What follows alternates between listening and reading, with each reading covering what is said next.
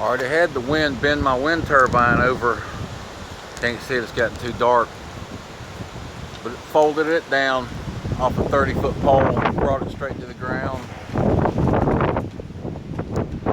We still got that ominous looking skyline back there. Almost looks like Atlanta's on fire.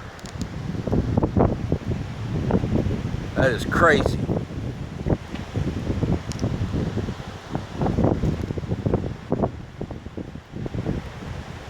Makes you wonder if that's what it looked like during the Civil War when Sherman burned Atlanta. I hear wood cracking now.